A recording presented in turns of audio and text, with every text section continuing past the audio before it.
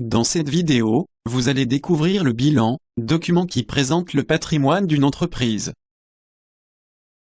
Un des rôles de la comptabilité est d'évaluer le patrimoine d'une entreprise. Le patrimoine d'une personne ou d'une entreprise est l'ensemble des biens que celle-ci possède, diminué des dettes qu'elle doit rembourser, dettes exigibles. Voyons l'exemple du patrimoine de Charlotte. D'un côté, l'ensemble des biens qu'elle possède, pour un total de 119 500 €.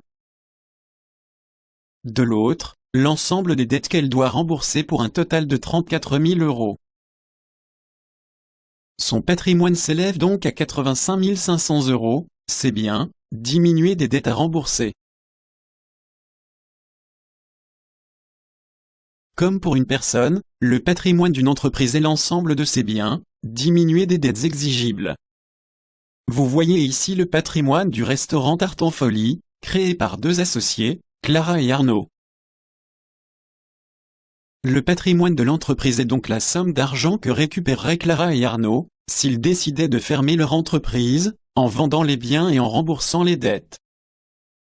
Le patrimoine d'une entreprise s'appelle les capitaux propres. Voyons maintenant ce qu'est un bilan et comment le construire. Le bilan est le document qui présente le patrimoine d'une entreprise à une date donnée. Il doit être établi une fois par an. Le bilan est simplement une autre façon que précédemment de présenter le patrimoine. Le patrimoine, appelé capitaux propres, est placé avant les dettes. Voici comment se présente le bilan du restaurant Tartemfolie, le 31 décembre de l'année N. La colonne de gauche s'appelle l'actif du bilan. À l'actif, on trouve l'actif immobilisé.